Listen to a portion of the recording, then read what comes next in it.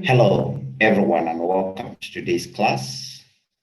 Um, this is the KTM School of Astrology introductory course. That is Introduction to Kingdom Astrology, the foundational course. Today we are covering the second unit in our seven-unit course. This is a biblical basis for astrology, and I hope that you have your handout with you. That is the main content of what we're going to be learning about. It will offer guidelines, but I want to mention that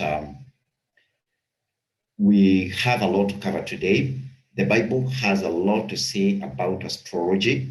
Some of it is very explicit, that you can be sure and certain what it says. But the Bible has also been used often to say things that are not really true about astrology. We cannot be able to cover all the points of what astrology is within the next 1 hour. And there is a possibility I wanted you to prepare that this class may be a little bit longer. It may go a little bit over the hour, although we'll try to ensure that all that we are covering is covered between now and the end of this 1 hour session. So we are going to have about 3 or 4 parts in this course. We first of all look at the contention that is made about the Bible outlawing or saying astrology is not, or censoring astrology. We're also going to look at the origin story or the story of creation from Genesis chapter 1, because that is where much of the principles that guide our astrology come from. Then we're also going to go and look at astrology and how it represents and how it relates to the Messiah. So we're going to look at the first advent of Christ and the second advent of Christ, his first coming and the second coming. And then finally, we're also going to look at the principles of astrology. Finally, we're going to have a guest speaker who is going to speak for us about, for some few minutes, about how astrology relates to some of the covenants we see in the Bible.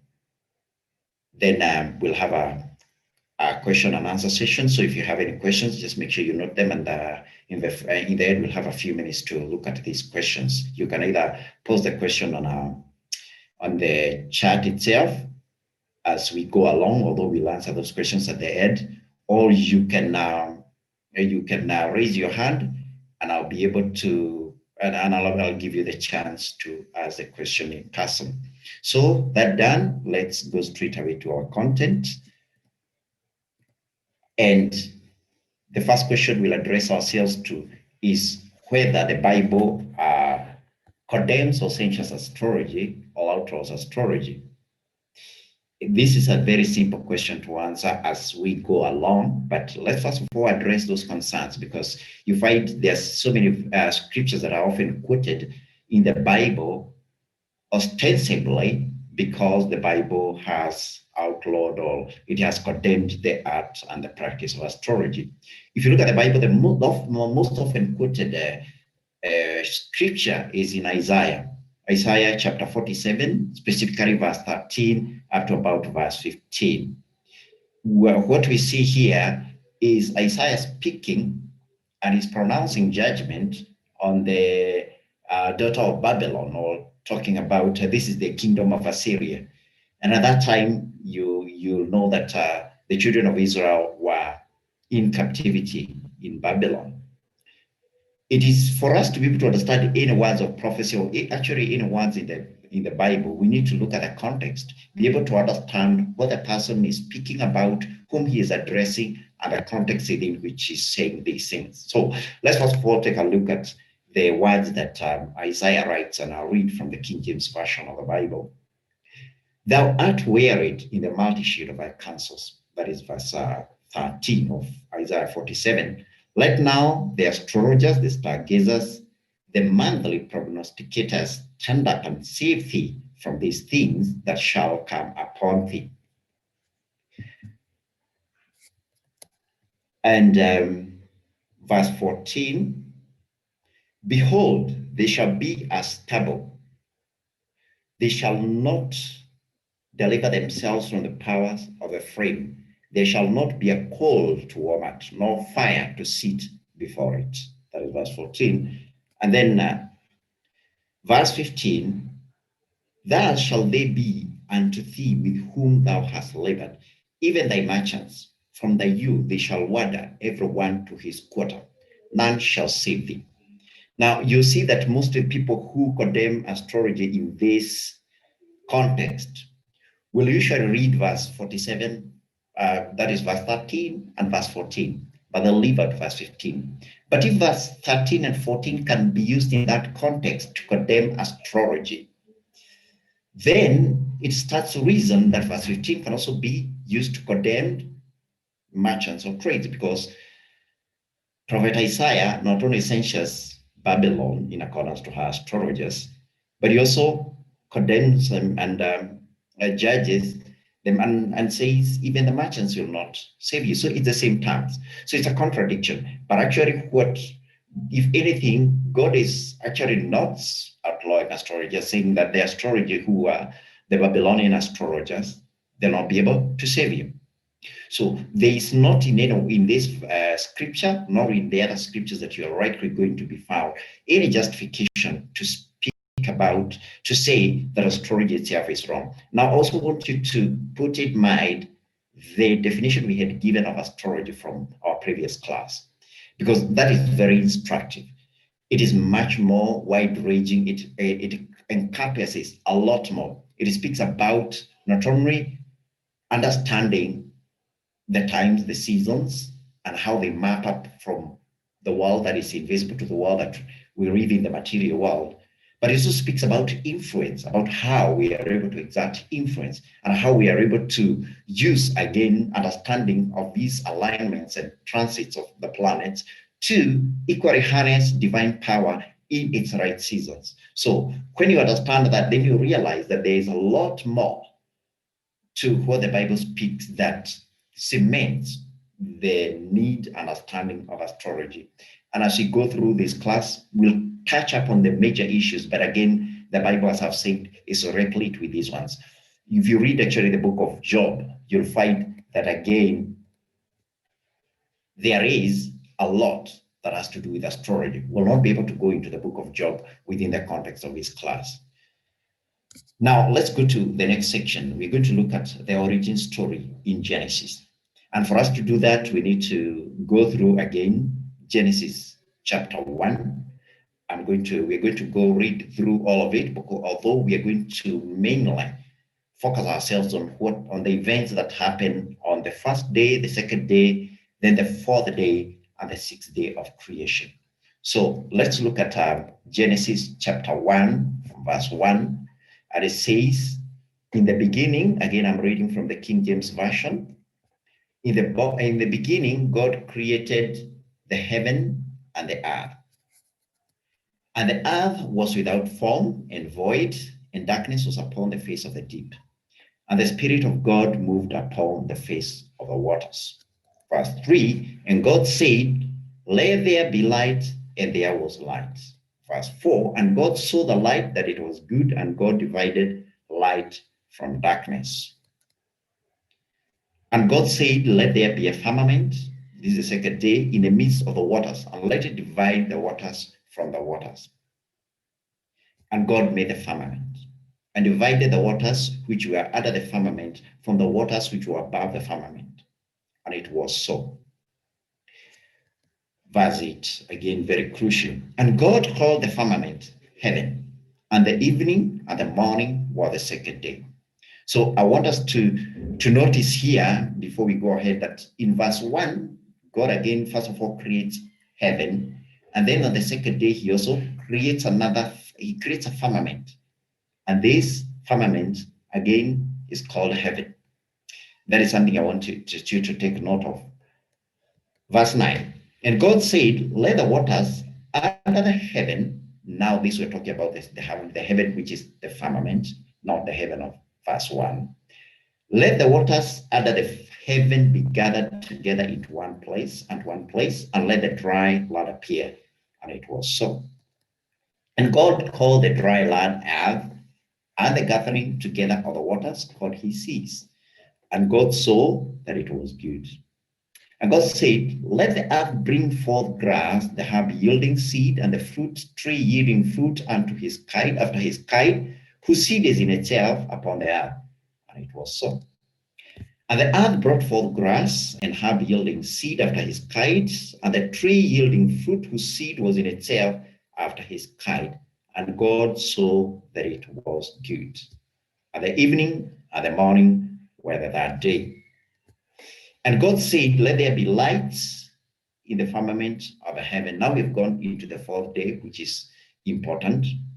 Let there be lights in the firmament of the heaven to divide the day from the night, and let them be for signs and for seasons and for days and years. Now, I want you to notice something very crucial here, because in verse 6, 7, and 8, we hear God making the firmament. We don't hear about him placing any of the lights there, but he does create it. And we know now from the material standpoint of view that the celestial sphere is talking about the celestial sphere. So this is really a theological contention, but it's important to talk about. And whether when God created this firmament, what was there? What did he create? Did he just create an empty space? Or did he put lights there in the beginning? But then here, he's talking about what? Because if you see verse 14, 15, and 16, as we're going to read, he's talking more about order. Again, here it's very important. Let them be for signs, for seasons, for days and years. So whether God makes the luminaries on this day, or they were created when the firmament was made on the second day, that is neither here. The most important thing here is to understand about what is happening here. It is about structure, it's about order, it's about the cycles, it's about the alignment that God is talking about here in the luminaries. And this is a very crucial part of the scripture that justifies the meaning and the purpose of astrological bodies, or what we call the luminaries. Let's go to verse 15. And let them be for signs, let them be for lights in the firmament of the heaven, to give light upon the earth. And it was so. Verse 16. And God made two great lights, the greater light to rule the day, and the lesser light to rule the night. He made the stars also. Verse 17. And God set them in the firmament of the heaven to give light upon the earth. This is very crucial again, because God is repeating the same words it said in verse 15. And to rule over the day and over the night. Again, this is repeated again. The ruling of day over night and over the night. And to divide the light from darkness. Again, that is again repeated in relation to the luminaries. And I want you, if you remember now again, verse 4, you'll find that it is God who is actually dividing light from darkness. And God saw that it was good. So here what we're seeing is God is already what?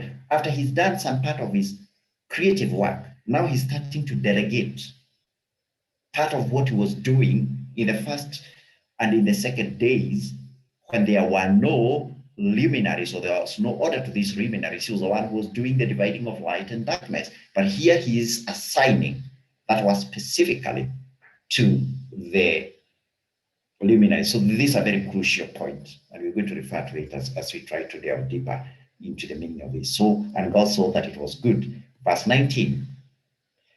And the evening and the morning were the fourth day. So we finish the fourth day. Let's go to verse to talk about to the day 5. Let's just read it, even if it won't come up a lot in our exposition today. And God said, let the waters bring forth abundantly the moving creatures, the moving creature that has life, and fowl that may fly above the earth in the open firmament of heaven. And God created great whales and every living creature that moveth, which were the waters brought forth abundantly after their kind, and every winged fowl after his kind. And God saw that it was good. And God blessed them, saying, be fruitful and multiply, and fill the waters in the seas, and let the fowl multiply in the earth. And the evening and the morning were the fifth day. And God said, let the earth bring forth the living creature after his kind, cattle and creeping thing, and beasts of the earth after his kind. And it was so.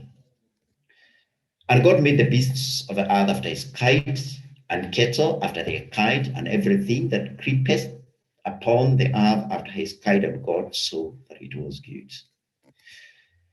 And God said, let us make man in our image, after our likeness. Let them have dominion over the fish of the sea, and over the fowl of the air, and over the cattle, and over all the earth, and over every creeping thing that creepeth upon the earth. So God created man in his own image. In the image of God created he him. Male and female created he them. God blessed them, and God said unto them, be fruitful and multiply and replenish the earth and subdue it, and have dominion over the fish of the sea, and over the fowl of the air, and over every living thing that moveth upon the earth. And God said, behold, I have given you every herb bearing seed, which is upon the face of all the earth, and every tree in the which is the fruit of a tree yielding seed. To you it shall be for meat. And to every beast of the earth, and to every fowl of the air, and to everything that creepeth upon the earth, wherein there is life, I have given every green herb for meat. And it was so. And the final verse of Genesis 1, and God saw everything that he had made, and behold, it was very good. And the evening and the morning were the sixth day. So there's a lot that is encapsulated in these verses. We may not be able to go into every one of them, but again, you may have had different, there's a lot that is encased in these verses, and not all of it is astrology. So we'll only cover the part that really relate to astrology and the principles which are underlined. So we are going to take a look now at the first day of creation specifically, and we're going to look at in the context of what God calls darkness and light.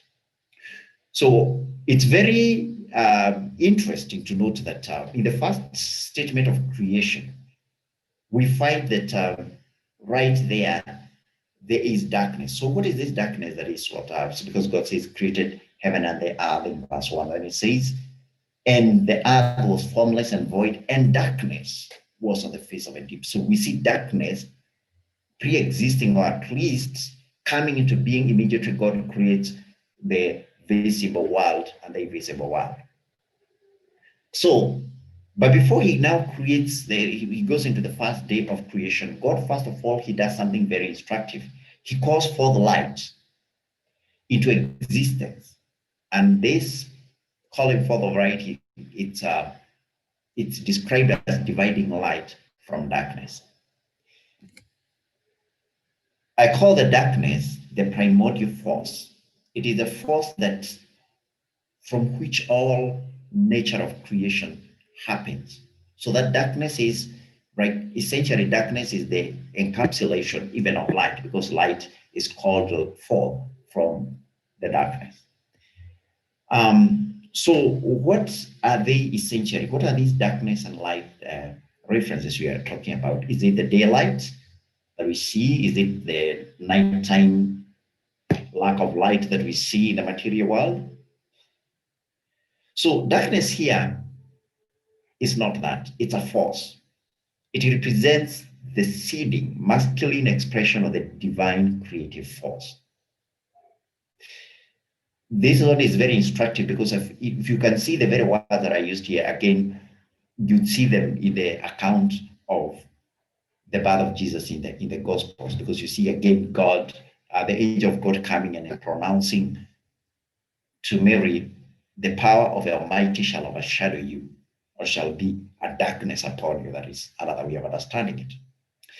The light itself here, it represents the birthing, the feminine expression of the divine creative force. And that is why we see that every day of creation happens this way. God speaks. He seeds his creative energy into the earth. And then there is a light. The morning comes and it births forth the things that he had said in the cover of dark. That is why every day of creation is marked by this pronouncement. And darkness was, and evening was.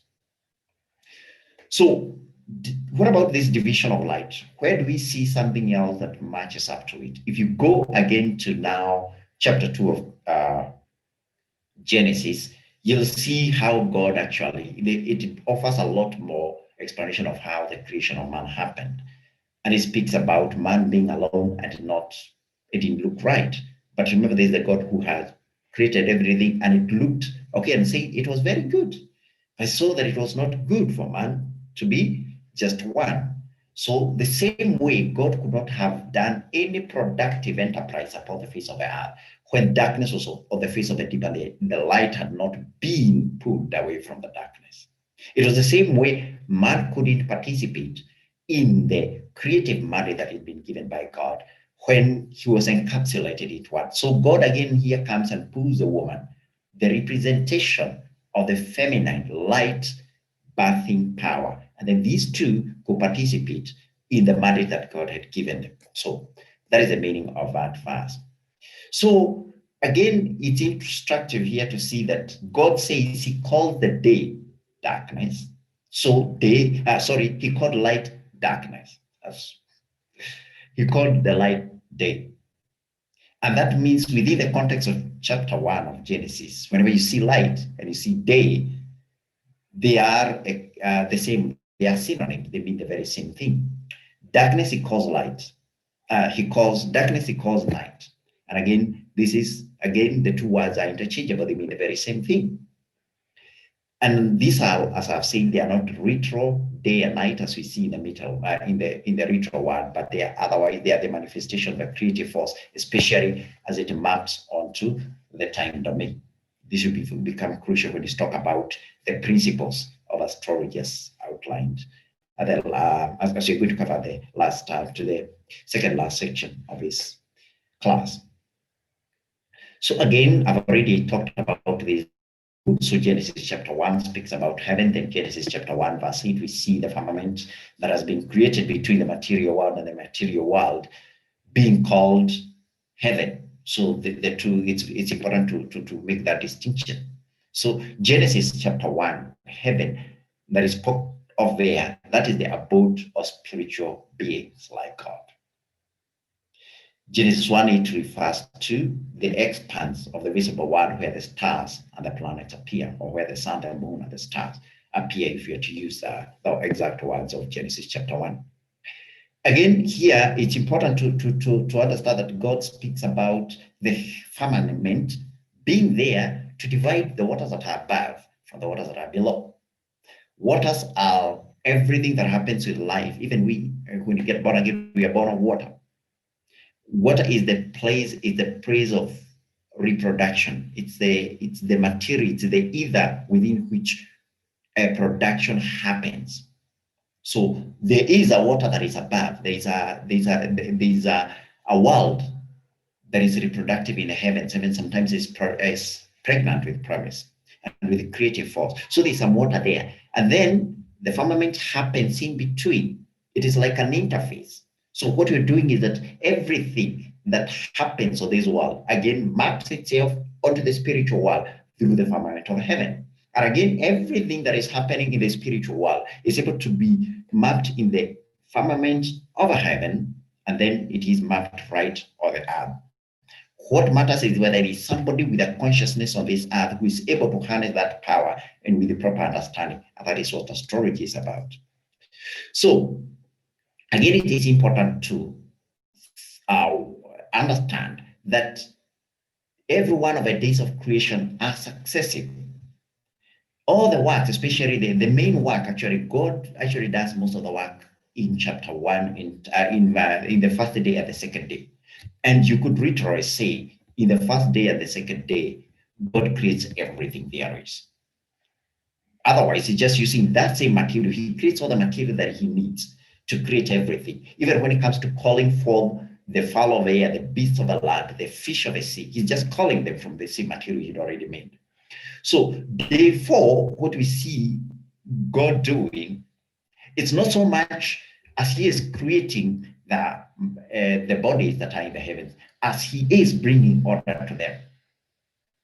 So he is establishing the cycles. He is establishing these transits and alignments we are talking about, or we're going to be talking about in the next unit, so that they can have that purpose of being an interface between heaven and earth, to be able to separate and to ensure that all the creative activities that are happening either on the upper heaven, they are mapped onto this lower heaven, because in another understanding, even this physical world itself is heaven, because it's a domain of authority where man exercises authority and dominion given by God. It's also important that we look at this, we take note of the 5 essential points of authority that God assigns to the luminaries. So the first thing is to be light on the earth, material world. In one sense, it means the same, the literal thing, that the sun shines light upon the world, as we see it every day. But another thing is to create what? The material world is created in such a way that it moves under certain laws, and there is never much clarity. Actually, there is never what? Things happen in this material world in a certain order, but you are not able to experience everything. Actually, the definition of time is, somebody said, is what ensures that everything doesn't happen at the same time. So because if everything was to happen at the same time, you would become one with God. You'll become like God. For God, everything happens at the same time. But to bring us in our modeling ability and consciousness, everything had to happen in a sequential way. So sometimes we are not aware of what is behind us and what is in front of us. So the luminaries are actually bringing light, so that we are able to understand those things in better clarity without this limitation. So again, the division of night from darkness, that is something that precedes any creative activity. Wherever you are creating activity, you have to distinguish between light and day. And this one is something that I will not be able to cover into, but if you go on and read up to chapter 8 of Genesis, you'll see what happens within that time. Actually, we come to the time of Noah. And the time of Noah, we see God all of a sudden decides to destroy the whole earth. If you think about it in astrological terms, what was happening there? You'd see that the wicked generations, what they were doing is actually they were outthrowing this principle that God had set of ensuring everything happens within, not joining the two universes, the feminine universe and masculine universe. We do hear there is wickedness, like there would have been sodomy and all that. And this one relates again to the time of Lot and Abraham and Sodom and Gomorrah. Essentially, it is this principle that God established, and God is very careful about dividing light, ensuring that the feminine and the masculine, they are used within the right context for every creative work. But when you start losing consciousness or dominating one consciousness of either the masculine or feminine, and you remove that balance that God created, then that is what is abomination before God. In a way, when we talk about the calendar, you'll see again this one, because actually following a calendar that does not properly follow both the feminine movements and the masculine luminaries, again, it's literally an abomination before God. It is the same like what was happening in the times of Noah and the times of Sodom and Gomorrah. It is no different. So again, we see the signs, the luminaries are there to give signs. And finally, to be guidelines for clocks and calendars. This is very, very important. You can only create a calendar or a clock. It must be marked for it to be a godly system. Even your schedule of working, it has to be based on these principles that God is establishing. The feminine and the masculine nature of time, they have to be there. If you take one out of context, or you let one dominate over the other one, then again, that is equally an abomination before God. Let's look at what God means by ruling day and night. We read from King James Version, but I would encourage you to also read the Young's Literal Translation. The Young's Literal Translation, both King James Version are supposed to be literal translation of the Bible, but the Young's Literal Translation is far much more literal than the King James Version, because the Young's Literal Version also considers the grammar of the Hebrew language. It tries to preserve that grammar.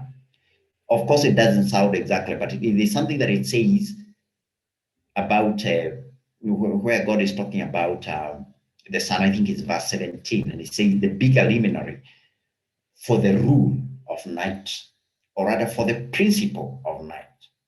So the principle of the masculation. For the rule of night, or rather to rule the day.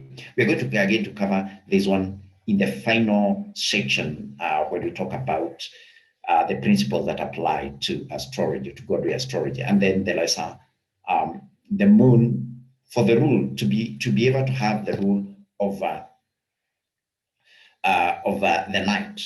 And again, we've already said that night here represents the masculine reproductive force that God set in place. So when you look at the sun in its embodiment, even how it is conceived by all cultures of the world, is a masculine force.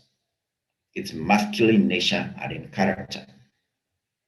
So it rules over the day. Again, this day we talked about it as being the feminine expression of that divine creative force, where we are able to birth things or to harvest things and bring productive production into the world. So this is very crucial. The moon, again, is the very opposite. It is the embodiment of the feminine characteristic, but it's given to rule over the night.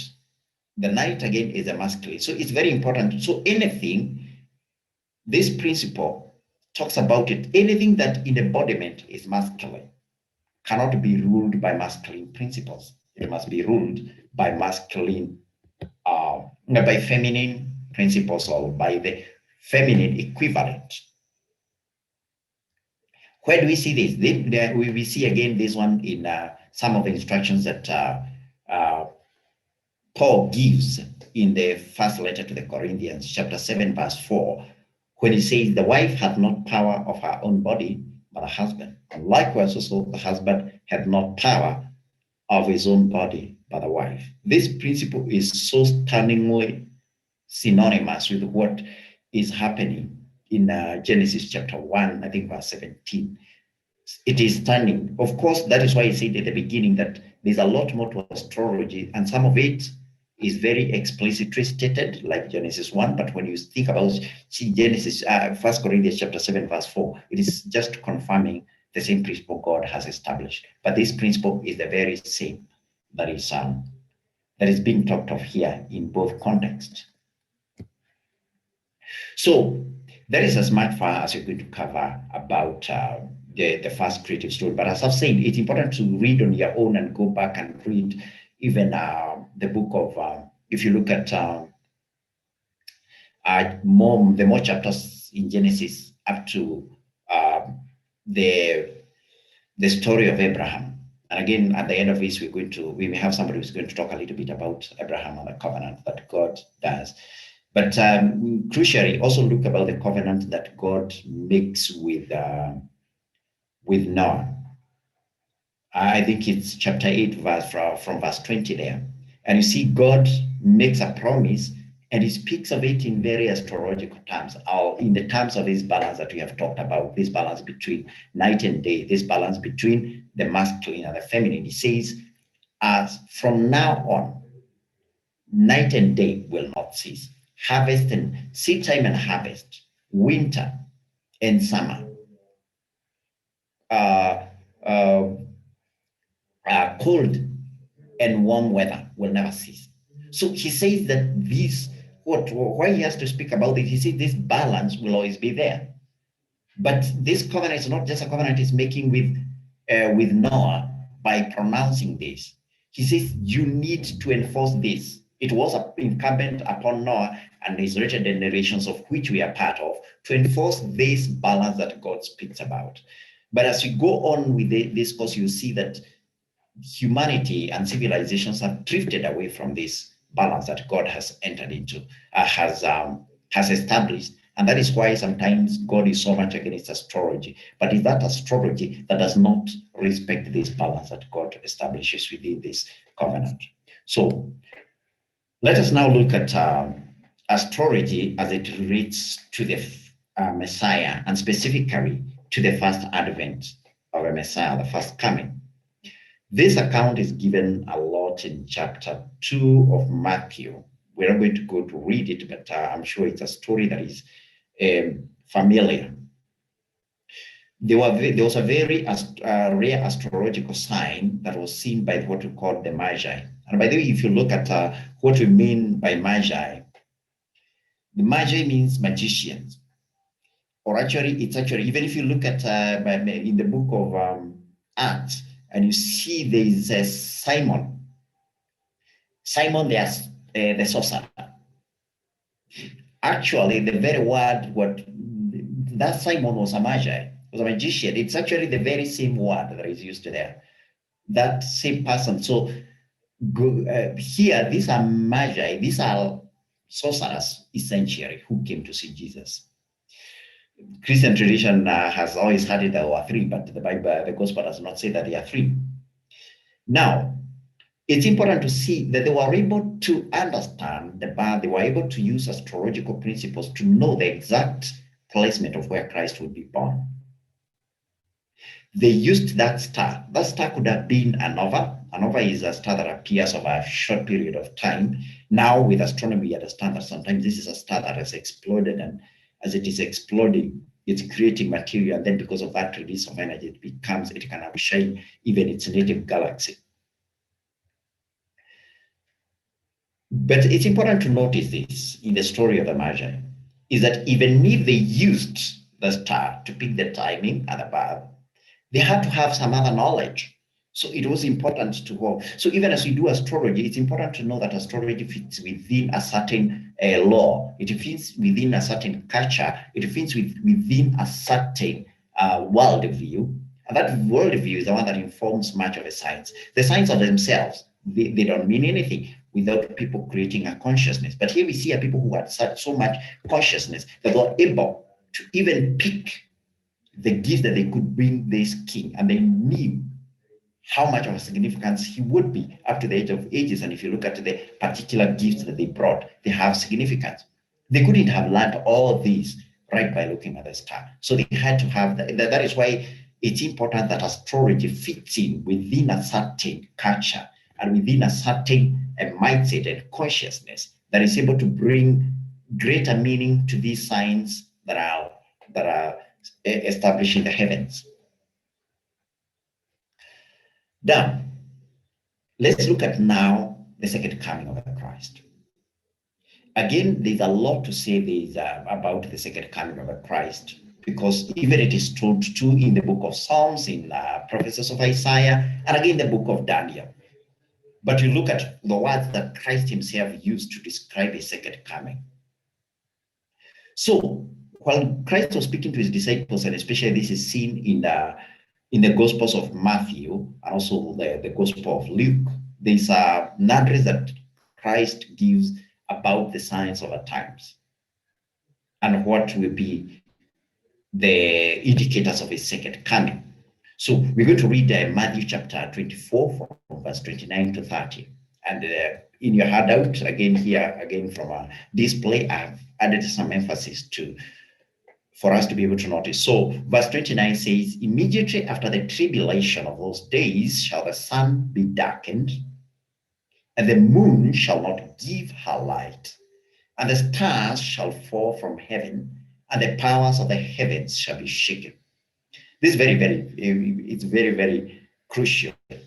Even if it seems to say the same thing about the sun and the moon, it's very important that you see the sun here is being again associated with darkness. The moon is being associated with light here. It seems a little bit counter to what was said in the other session. And the stars shall fall from heaven, and the powers of heaven shall be shaken. And there shall appear the Son of Man in heaven. That is very well. There'll be a sign that we'll be able to see. If God didn't want us to read the heaven, then why would he put a sign there? There'll be a sign for those people, because we'll be, remember, as Dad teaches all the time, we'll be working in concert with Christ. It's not like the church will be a passive recipient just waiting for rapture to happen and then we're going there to rejoice forever. No, we'll be working in concert with heaven to ensure that this happens. So God will be giving these signs in the heaven. How can we do it? We don't know how even to read these signs. How shall we see these signs in the lights, in the stars and in the moon and in the sun? And then shall all the tribes of the earth mourn, and they shall see the Son of Man coming in the clouds of heaven with power and great glory. So again, we're going to read through Luke chapter 21, verse 25, 27, which essentially they say the same thing, but puts it in different terms. So Luke says, recording the same account actually, and these are the words of Christ, and there shall be signs in the sun, and in the moon, and in the stars, and upon the earth distress of nations with perplexity, the sea and the waves roaring, men's hearts failing them for fear, and for looking after those things which are coming on the earth, for the powers of the heavens shall be shaken. And they shall see, and then shall they see the Son of Man coming in a cloud with power and glory. So again, here, Luke is giving the same account as Matthew is doing. And in all these, both accounts, we see how crucial understanding of the sun, the moon, and the sun, and the stars and their cycles will be essential. It's only an astrologer will be able to read these signs that will be appearing, not only in the realm of the sun, but also in the realm of the moon and the realm of the stars. If you go to the book of Revelation again, it gives again more explicit explanations about the coming of Christ. And again, this can also be seen in the book of Daniel, again, certain aspects of the book of Psalms, and also in the prophecies of Isaiah.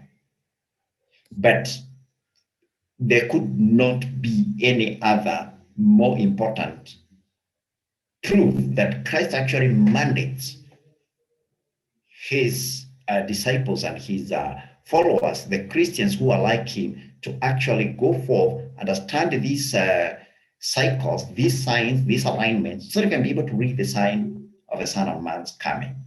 We shall not be caught in darkness. We shall not be caught unawares by his coming.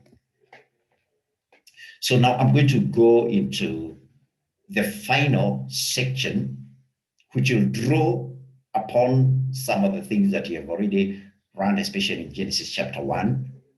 And these are 5 principles that we are supposed to use to guide any system of astrology that is godly and that comes from, that is consistent with the system that God puts in place on the 4th day. So we're going to look at these ones one by one. Principle number 1. This is what I call the what, the why, and the when. Because the storage is about answering these 3 questions. And to do anything productive on the earth, on this material world, you need to understand the 3 W's, the what, the why, and the when. The astrological phenomenon is about explaining the when, but also it can also, in certain aspects, to a limited degree, also explain the what is happening. And this account can be seen very clearly if you look at the account of the Magi. They could tell the star. They could also tell it is about him being the king of the Jews. But what had happened is that essentially these Magi, or these sorcerers, if you like, they had studied the heavens long, and they knew the history of the peoples of the world. By the way, there is commonly understood understanding that the Babylonians developed the basics of astrology as we know it today, like they created the constellations and the zodiac. I don't believe they did. The first person, if you follow the Bible, the first person who actually did this was Enoch. Enoch is the one who established the system. We today have the book of Enoch, but we just have the account of what he did and how he did it. But if you read the book of Enoch, it says how he wrote down every one of these, the cycles and everything. But we don't have that, those accounts. We don't have any of them in written form today. But we do hear his testimony speaking about how he was instructed by the angel and how he was able to inscribe all these things. I believe, and if you go to any astrological system, whether it is a Chinese or you go to Mesoamerica, that is the ancient Southern American continent, you look at the Aztecs and the Mayans. They had a system that is very much, that has a lot of resemblance. Every one of these, there is a template from which they copied these things. The constellations themselves, they are not originally from Babylon. I believe that it is Enoch who actually created the zodiac. And then these other civilizations come and copy the system that Enoch had established. So it's important to ensure that if they mainly, and this one again, we'll look at the last principle, I think principle number 5, it's part of it, that because you need to explain all these facets, and always the astrology may not be able to give you exactly these meanings. You need to be able to look at the stars and the sun and the moon, and it will tell you exactly what you need to do, why you need to do it, and when you need to do it. That is why it's important. All these are the essentials you need to do to the God teachings. You need to read the Bible. You need to read it to the Holy Spirit. And then within that context, when you provide astrology, it just brings order and structure to these understandings. So that is first principle. That for you to, for any astrological predictions or explanation or reading, for it to have, there must be the three questions need to be answered, and not always will you get the 3 answers, the why, the what, and the when from the heavens. So it's important for any understanding of any astrological pronouncement to be given within that context. So the next one is what I call principle number 2, by the way, is related to principle number 3, but let's look at it. Darkness before light. So these ones are the primordial forces God institutes at the beginning of time and space. Darkness representing the seeding principle, the initial point for any productive enterprise, and then light representing the birthing or harvest principle in the creative enterprise. Again, it's important that always darkness has to precede light. It doesn't mean that darkness is superior to light. But again, always darkness has to be, it has to be the first essential word. And that is why even time periods begin with the periods of darkness, and then we come to the period of light.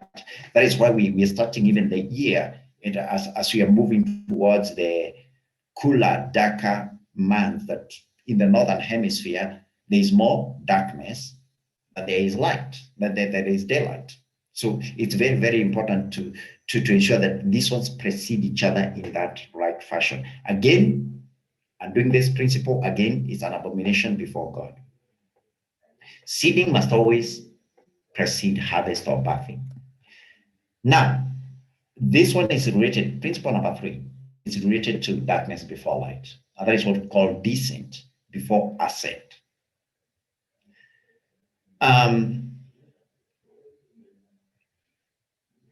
In the world, what actually I call these 2 principles, we call them they are counterintuitive.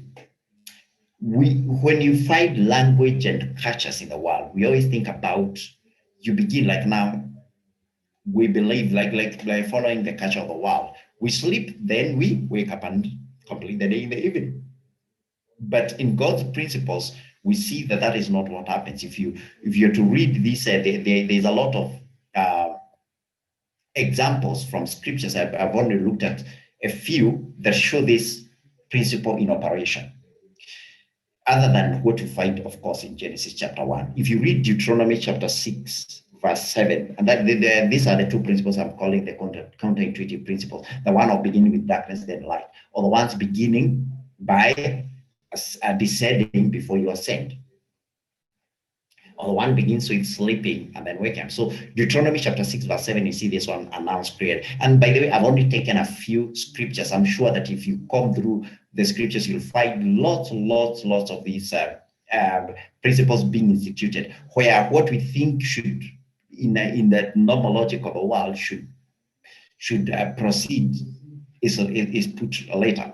So Deuteronomy chapter 6, verse 7 says, and thou shalt teach them diligently unto thy children, and shalt take thought of them when thou sittest in thine house, and when thou walkest by the way, when thou liest down, and when thou liest up. So again, you see, you are sitting before you walk, you're lying down before you rise up.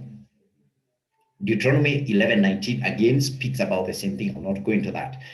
Then a lot of examples are actually given in the 39th Psalm. Actually, this is, I think, it's the most beautiful Psalm for me. I love it. You do well to read it and see the mystical pronouncement that are given in it. But verse 5 of Psalm 39 says, thou hast beset me behind and before, and lay that hand upon me. Behind is, of course, as you know, is behind. Before is ahead of you. So God begins with the behind and then gives the form. And then again in the same verse 11 to 12, if I say, surely the darkness shall cover me, even the night shall be light about me.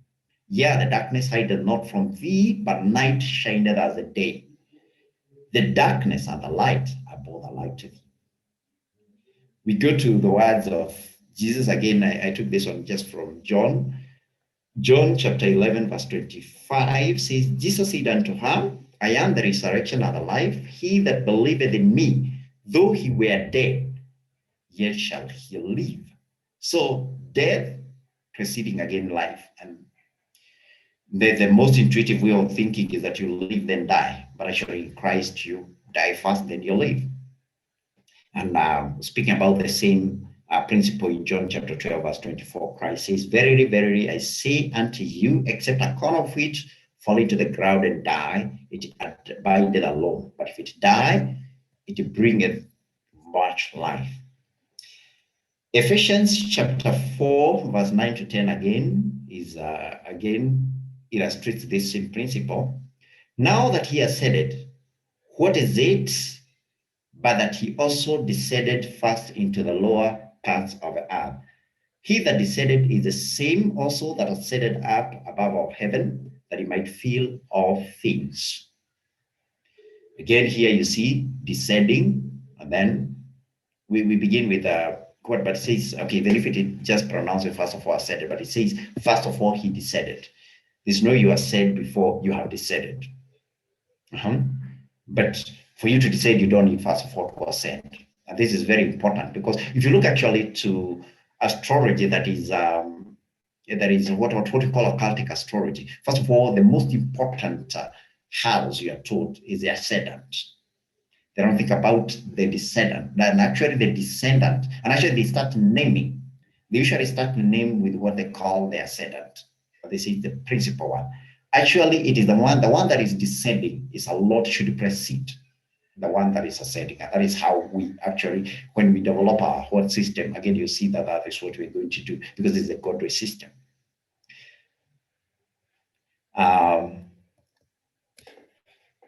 Then principle number 5, the last principle is what I call the uncertainty principle. And when we think about astrology, astrology represents seeing into this world of the spirit. And again, as we're seeing it from this world, we are looking at a world that is ruled by time. But we have the spiritual world where the concept of time in chronology is not the same as this one. So when you see that, we are going to always, and when we are bringing those insights back to this world, there will always be something that is usually going to be lost. But it will depend on how we ourselves have understood these things and the systems that we have put in place. Paul does speak about this concept when he's talking about spiritual gifts in 1 Corinthians chapter 12 and chapter 13. I want us to read this, what he says, especially in verse 9 to 12 of 1 Corinthians chapter 13. Yes. Paul says, for now we know in part and we prophesy in part. But then that which is perfect is come, that which is in part shall be done away. When I was a child, I speak as a child. I understood as a child. I thought as a child. But when I became a man, I put away childish things. For now we see through a glass darkly, but then face to face. Now I know in part, but then shall I know, even as also I am known. Now, let's think about these words carefully. We need also again to understand that Paul is speaking to a church that had a lot of vigor for spiritual gifts, but they had not taken as much the principles, and they didn't understand, they had not grabbed themselves properly in the word, and they had not achieved the spiritual growth that is needed to bring about. So I'll say this is not a principle that is essentially cemented, but if we are to manifest this, Paul is talking about when we are children. And again, this is where we are going in. When we have not yet created a system that is what, there is always going to be this disconnect. We are always going to have some loss of certainty.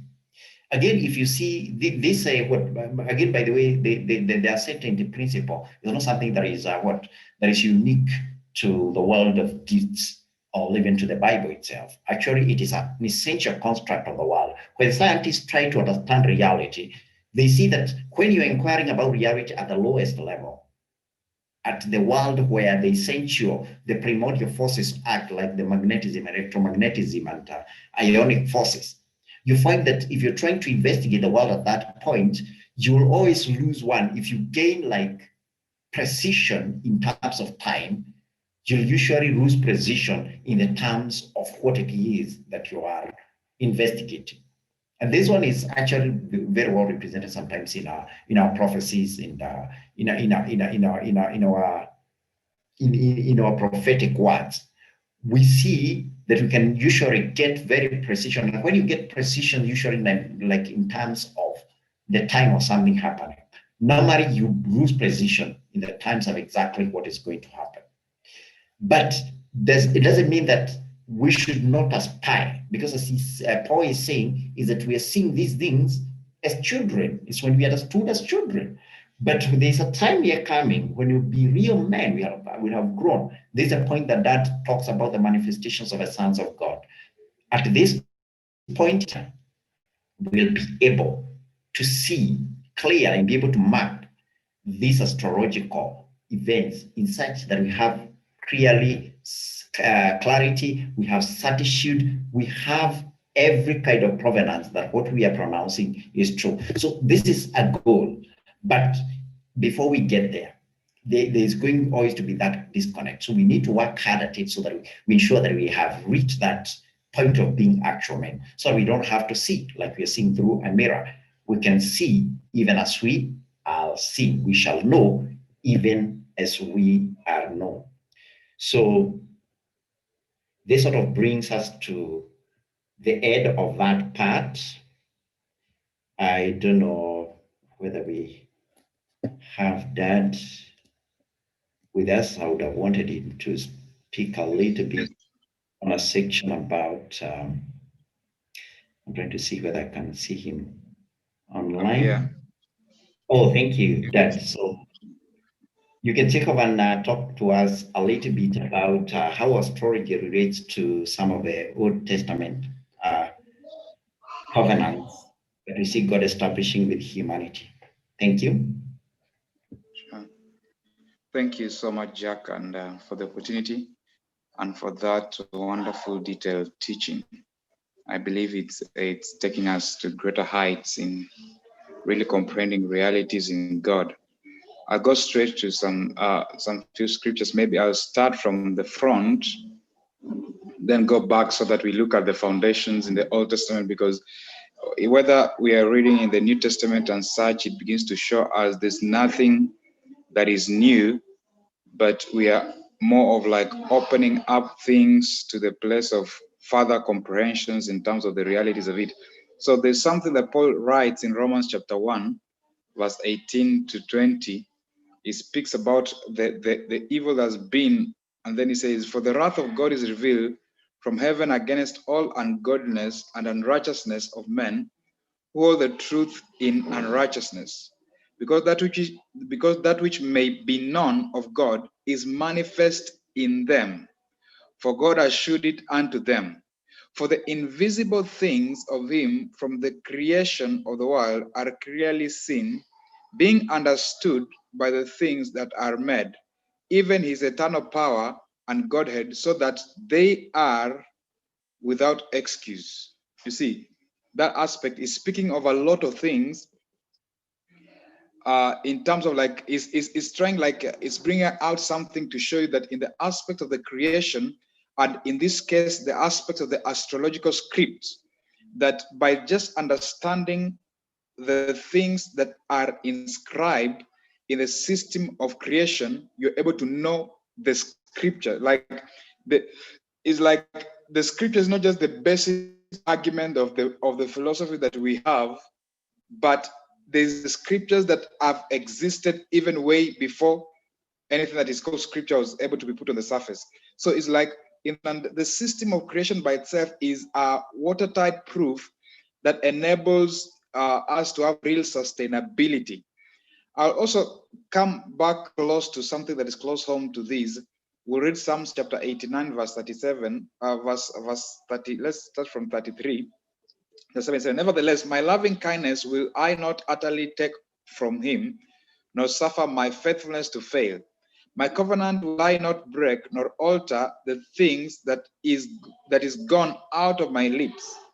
Once have I sworn by my holiness that I will not lie unto David. His seed shall endure forever, and his throne as the sun before me." Then verse 37 says, "It shall be established forever as the moon and as a faithful witness in heaven." Praise God. So there's something that is beginning to come into the surface there. For instance, like the moon. The moon is associated with a lot of the faithfulness as the faithful witness. It means the inscriptions of the realities are so much embedded, because the moon, being feminine, receives seed, and everything that is being given authority in terms of the communion of the fatherhood is always embedded into it, because that is the femininity of it. That's the femininity of the ability to receive seed. And there's a lot of that, because most of the person that is most pivotal, as much as there are many people that walked with God and also this kind of thing, the person that now comes as an emanation of the pivot of the covenant that we speak about mostly in the Old Testament, because Abrahamic covenant, Abraham is the only one that had a covenant, is the first man that had the unconditional covenant with God. The Adam's covenant was still conditional and such. Abraham comes into the scenario and his covenant that he has with God is totally unconditional. But we need to really understand the history of Abraham. There's so much things that are embedded in Abraham, including the histories of the clutters that were in the ages that have gone, that Abraham had to take the responsibility of harnessing the totality of it, so that he may be able to be the standpoint of where this convergence of all things that have been and the thing that shall be. So Abraham has a history that is coming from a generation that they are moon worshippers. And there are two Abrahamic religions, like in this world, there's the Judaism and then there's Islam that emanates from the Abrahamic covenant. And both of them emanate from a particular kind of a standpoint. One point is the place where there's the transmutation. Another point that it comes from the place where it is still in the domains of idolatry. But all these worlds have to be synthesized within Abraham. And you see, the covenants are made now. Abraham is like he's coming from a relationship or a lineage that have been called moon worshippers. I'm trying to beat my time. 5 minutes is already over. Okay. He's coming from a place where there have been moon worshippers, and God begins to speak to Abraham. You cannot just discard that he was a moon worshipper, so it doesn't matter. You could as well establish that it was because of his foundation that determines which kind of conversations he has been with God. Because if he's been a moon worshiper, it means he has been in the domains of the communion with what is understanding of the moon spirit. And this will be the person that is willing at this point in time to come under the domain of God, to come under submission to God, and to be able to really have the intimate interactions with God. Because if the company that you keep begins to shape your culture, your behavior, and second thing. So in Abraham's kind of religion that he was in, he was already prepared to come in a place that he can really harness with God to the degree that has been pre-tested and been pre-proven by God, that is really able to sustain the covenant that he has with God. And you see now, this kind of thing, being a moon worshipper, is coming from an astrological domain, because you cannot be a moon worshipper except to be an astrologer. I think Jack spoke a bit of some scriptures that many people have used in the Old Testament to really fight the concept of astrology.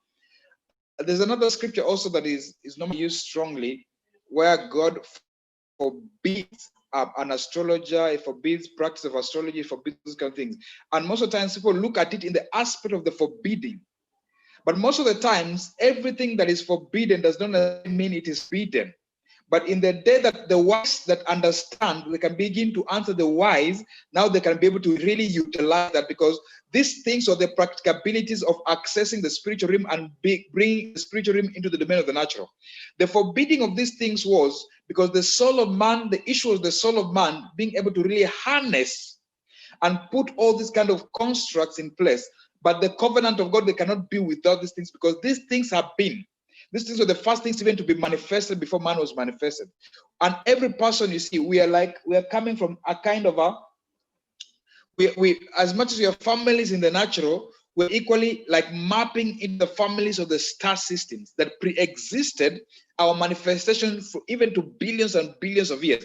And we cannot really be able to catch up or to relate even the pre-creation time with the post-creation time, except to begin to understand the astrological domain, because the astrological domain is what puts in intact everything that was ever pre-existed, so that it could not be like a collapse of the system.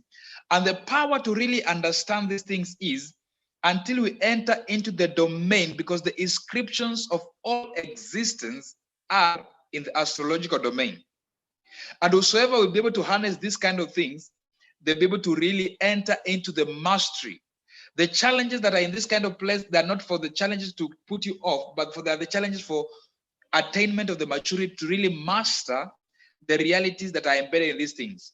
And the moment you begin to reconcile these kind of things and step into those domains, being allowed now to step into various kinds of domains, because even the mapping of the things we speak about, the first heaven, the second heaven, the third heaven, these are purely astrological plans. There's the astrology, is the study of astrology. There's an aspect of astro. Astro, there's astro, you can say there's the astro embodiment. You see, you can, from the word astro, you can say there's the people do what is called astro projection. It means that utilizing of their soul to travel into the domains of the astro domain. And it means unless we really master all these kind of things and be able to really hold them in righteousness and with the knowledge, it becomes hard to really interpret even the kingdom of God. That place that Jack also spoke about, the signs of the Son of Man. How will you really be able to interpret if you've not really studied? Because in the place, anything that is in place, you do not interpret by guesswork. You interpret by knowledge, so that you may not be intercepted, and you can know the interception that come in those domains.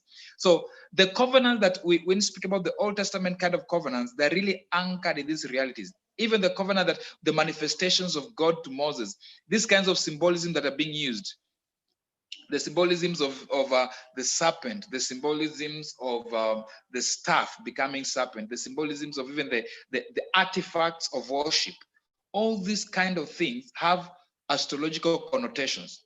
Moses was sent into Egypt by divine orchestration, and he had to be as a Pharaoh.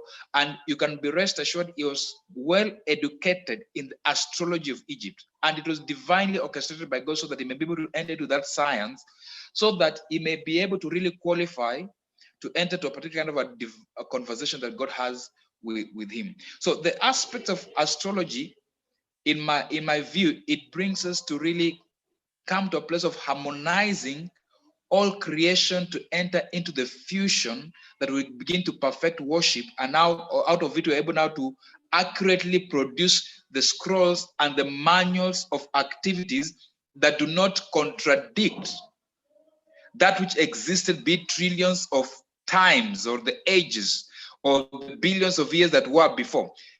These aspects alone are we able to really come to a place where that you can be really able to perceive beyond the limitations of the cultures of the day, to see beyond those curtains into the mysteries of God and be able to bring on the surface and build up things in a greater domain. Because most of the times when we're believers, we talk about the New Testament, we speak about the New Testament as such. Normally, we think that the New Testament is abolishing the Old Testament. The New Testament is not an abolishment of the Old Testament, it's a continuation in the soul graduations. The astrological domain is, we can speak maybe on the things we've been talking about, the soul. You can find it that it is supposed established in the nefesh domain of observation, because its interactions with all the existence. How will you be able to really accurately come into the next domain if you have not really accurately harnessed the science of the construct? You have not understood why the sun was created, why the moon was created, for the day of the night. What is the purpose of the night and day? How can we be able to really harness the conceptualization of the night, to step into the night with the consciousness of the night, and come into the day with the consciousness of the day? How can we be able to understand even how to interact, to permit the moon? Because you see, when God is creating these things, he says, first of all, he has given them authority. So even if God has given you an authority that has been given to you is not supposed to break or to subjugate another authority without the law of that authority. God gave the moon the authority over the night, and the sun the authority over the day. And you need to really understand as a human, how do we really step into these things? Because it is part of the covenant. In other words, when you speak about the counsels of God, it means these things begin to appear according to the emanations of the purpose for which they were made. And when we appear before God, we're not supposed to be in the place of contradictions to the realities or the facets of the things that have been given or in the various angles. So I think I'll just stop at that point, Jack. It's just much of like putting us, I believe with time, maybe Pastor Kev also will give us much deeper details in the days to come in these realities. Back to you, Jack. Thank you so much, Dad. Thank you so much, Dad. That was very instructive, and actually gives us confidence about profiling, because you did put this one in a very in the proper context right away from not only from creation but throughout the ages that have been and the ages that are coming. But this you spoke about, maybe I'm not seeing a question raised, but maybe I'll ask you this one myself, because you see, yes, here you're talking about God giving authority to the planets, and that authority not being that even if we are ready to put, what actually people get is, the humans get is dominion. But here comes Christ, after his resurrection, he comes and says, all authority has been given to me. Doesn't that mean that now the only authority than Christ, because now he's been put ahead of all things, and now astrology doesn't matter anymore because Christ is the ultimate authority? Yeah, the before authority has been given, it means you have been educated in how authority, because certain laws means you are holding authority in unrighteousness. So authority, it means you are able to have the abilities to really profile things and give them the ability to have the environment to express themselves in how they've been pre-designed.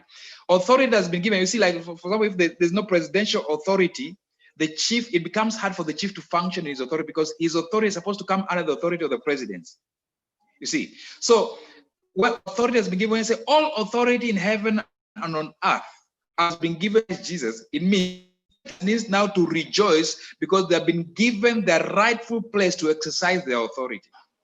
Because now this is now the general authority that begins to give authority, because there's no authority that's been given that is not supposed to line up with the foundational authority. You see, so when authority has been given to Christ, it means the moon is supposed to come into the rightful place. The sun, it means now the powers of perversion can be able to be knocked out, and there shall be sustainability on the entire construct.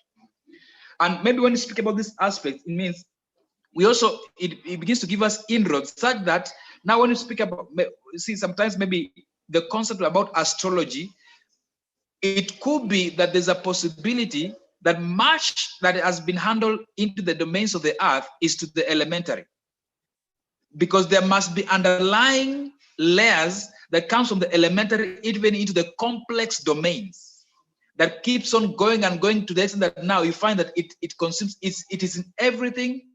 And so in the place of exercising authority, there's the bulldozing authority where man comes with the place of ignorance.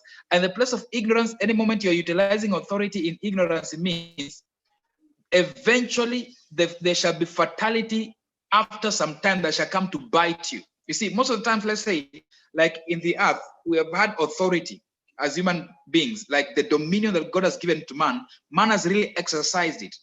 But you can see there's some emanations of degrees of ignorance in the execution of the authority, and eventually it returns back. For instance, like even just understanding the environment.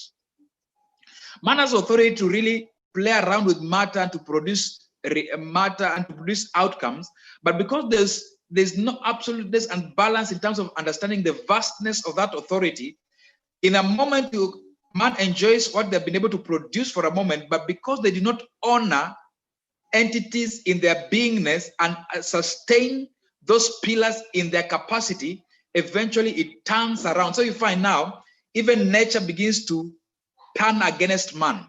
It is not because nature wanted to turn against man, but because man in his own authority, as supreme authority over nature, overrid the authority of the establishment, but that is by the scroll of the books of origin. Begins now to bring, so about that Christ has been given all authority in heaven and earth. Authority, totality of authority does not snatch authority from the beings that have been, but it restores. It's supposed to bring restoration to the various authorities that have been established from the foundation. I don't know if I've answered that. Yeah, you certainly have answered, because it's something that sometimes causes people to stumble, thinking that, okay, all authority. Then because if you use the same argument, you'd say that because Christ says I've been given all authority, then he says go therefore.